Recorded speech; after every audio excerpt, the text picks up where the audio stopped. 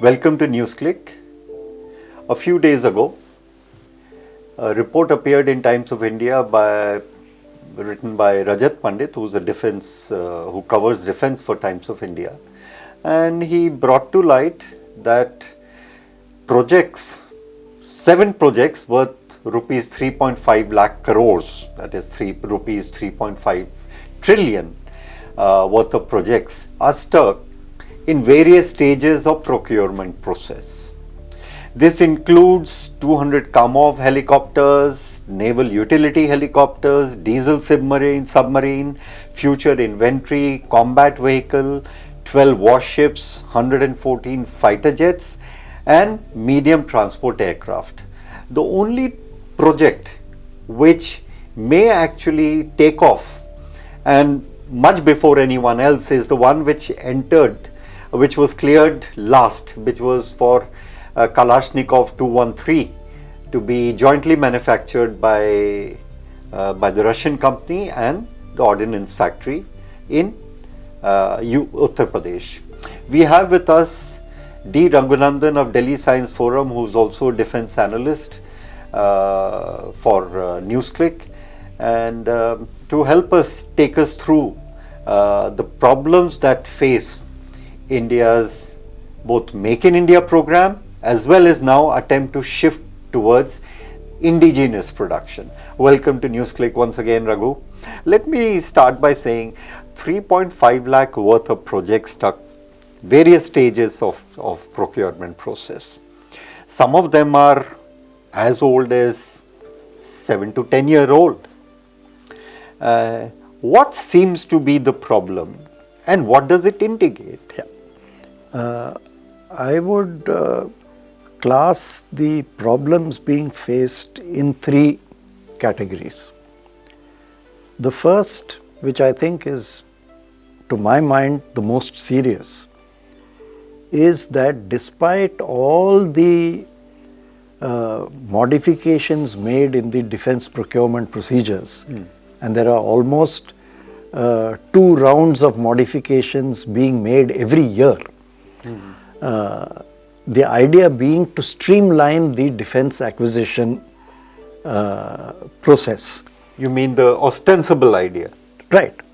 But none of these measures have arrived at methodologies by which the process of procurement from decision making till actual induction is shortened. What we are continuing to find, like this list shows, is that you are having delays of up to a decade in procurement. Take, for example, the Kamov helicopters. The deal has been struck. Putin and Prime Minister Modi have signed on the agreement. The agreement has been made. The partners on both sides, HAL in India and Rosboron Export, have been identified. Yet the project is not yet taken off the ground, even 4 years after signatures. Why this should be the case? Whatever be the details of where it is stuck, the point is your procedures should be such as to expedite it once the decision has been taken that this is the equipment that you want and it is going to be made in India by so and so. This red tape in which Indian defense acquisition process is getting mired and has traditionally been mired, which has made India, even though it's such a major acquirer of defense equipment abroad, notorious. Even foreign original equipment manufacturers, despite the apparently lucrative Indian market, are highly apprehensive of supplying to India because of the red tape in which our whole process ties itself up. And this, of course, has its impact on defense preparedness.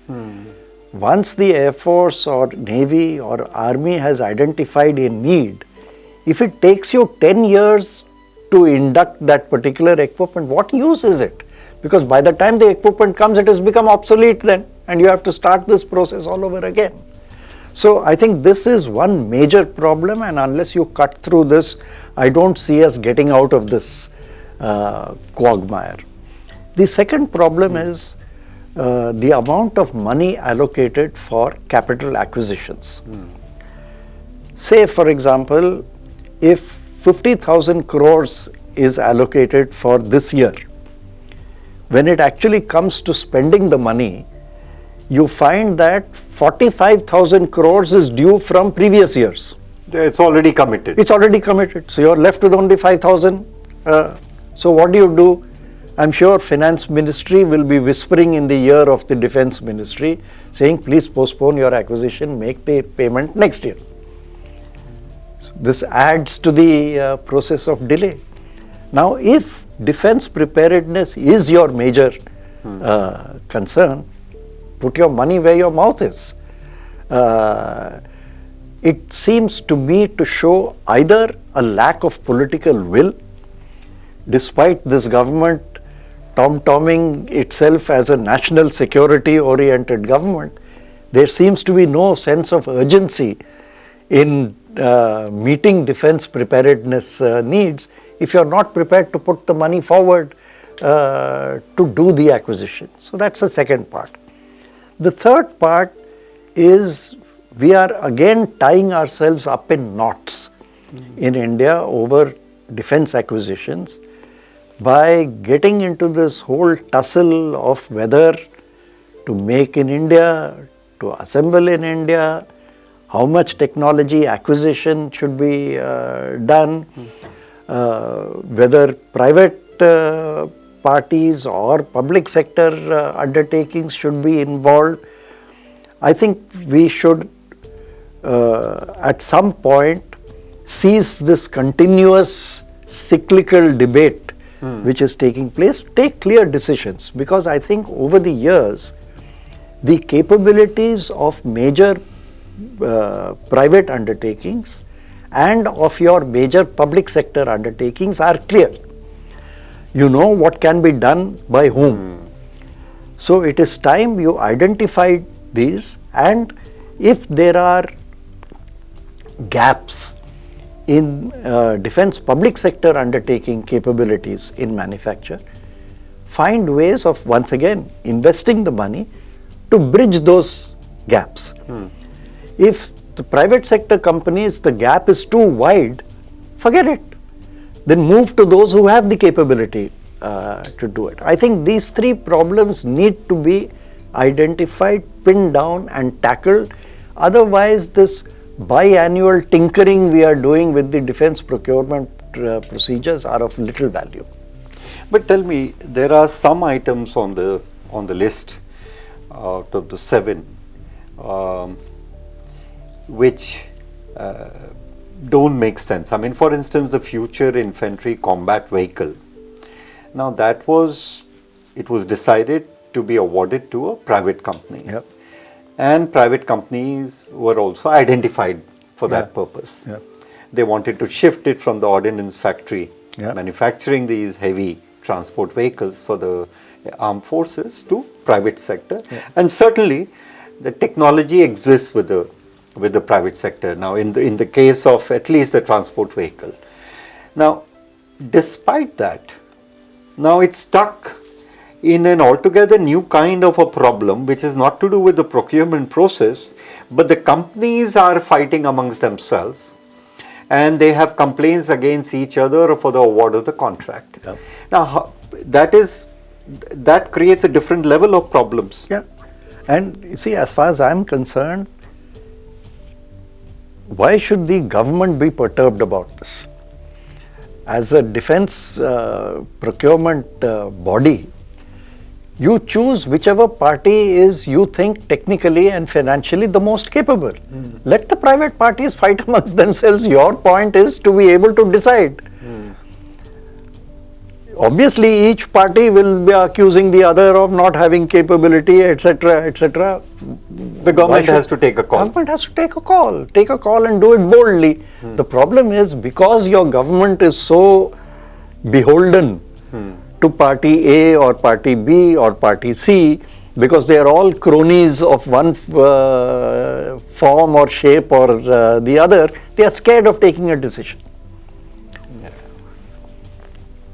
Let's, the same report that of Rajat Pandit also refers to the fact that the government of India seems to have decided, once they cancelled the deal with Russia for a future 5th generation aircraft, now they are concentrating, and they believe that the DRDO has been given the charge of building an advanced medium combat aircraft engine in India indigenously.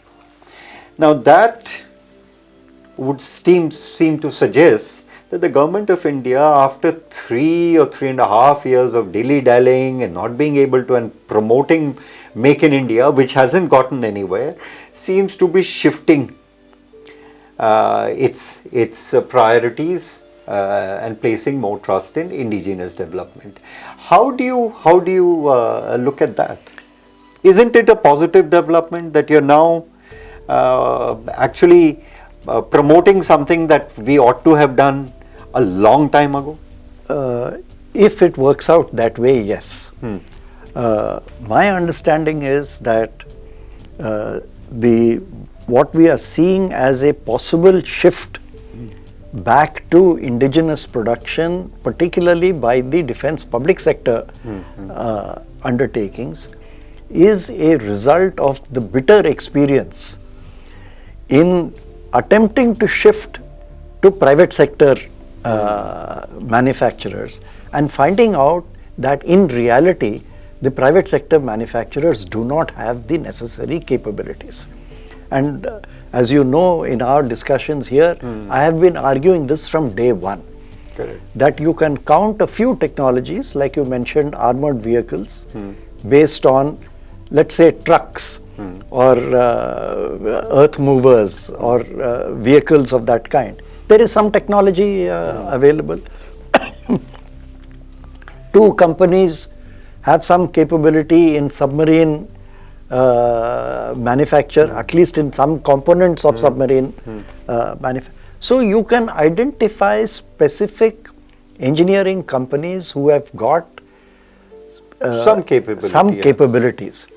The reality is, Gautam, that Indian private sector has either for very long been working in a protectionist environment where they have been under no pressure to develop technological capabilities because it's been a seller's market, or once you've reversed this and gone in for liberalization, then they have just resorted to imports of technologies and screwdriver as junior partners.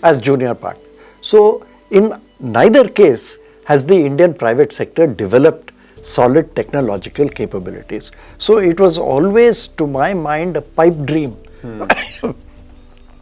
to say in defense sector India will shift to. Now you have got this concept of strategic partnerships. And government is finding it difficult to identify strategic partners in the private sector. But having decided that, now if HAL wants to be included in the strategic partnership for the naval helicopters, this is putting the government again in a dilemma. But the fact remains that HAL has by a long way more capability in helicopter manufacture than anybody else in this country. And the requisite infrastructure. Everything is there with them. Any private sector player who enters this has to start from scratch, and therefore will be more dependent on the foreign equipment manufacturer. And that will be much more costly. Not only more costly, how can a country which claims to be as advanced as India perpetuate dependence on foreign manufacturers in the defense sector? This escapes me completely. Especially if you also have ambition of becoming a leading power in the world. Obviously. But let me come back to the question of engine. Yeah. Is it, because you have also been arguing that in the Indian Air Force, like this ISRO or BARC, things must be done on a mission mode. Yeah. And if we were to use mission mode as the way to address the issue of fighter jets, for instance, we might be better off. Do you believe that this advanced medium combat aircraft that is going to be an indigenous thing, which I find it's high time that we put faith in our own scientists' capability to develop such a thing. Do you think this is a positive move? Although, having moved away from 5th generation aircraft to be jointly produced with Russia, there is also the question whether, given the kind of strategic requirement that we have or we have set for ourselves, whatever be the official assessment, that we have to meet the shortfall very early. Yeah. Let me separate two things here. Yeah. One is the requirement for a 5th generation aircraft, and the other is the requirement to have an indigenously developed engine. I think these are two different things. There is some justification for moving away from the 5th generation aircraft requirement, because the world over, emphasis is now moving back from more and more advanced aircraft to force magnification through other means, network-centric management of your hardware and your assets, use of space, missiles, etc. So the requirement for more and more advanced aircraft now is receding. And you can see that even with the US Air Force in pulling back from the F-22 Raptor and now really underplaying the F-35 as well. So there may be some justification in that, and stepping back from the FGFA and moving to the DRDO, HAL, AMCA, the Advanced Medium Combat Aircraft. But that apart, I think development of an aircraft engine is critical. Yeah. And as we've discussed before, this is always for all aviation nations the holy grail. You can develop a lot of other parts of the aircraft, but the engine is the most tough to develop. Even China, which is otherwise such an advanced technological power, is yet to fully develop aero engine capability. I think India needs to move on a mission mode to develop an engine. You can start with the light combat aircraft, similar engine being applied in the AMCA, maybe with twin engine format, and then you sort of build on this capability to make different kinds of aero engines for the other. But if India does move on this, it should be prepared for a long-term commitment with a fair amount of money behind it. This cannot be done in a piecemeal fashion by small amounts of money, and let's see what you can give me in 2 years. And one must also be prepared for some setbacks which will come our way. There will definitely be setbacks that will come your way. But that should not. That should not deter you from this.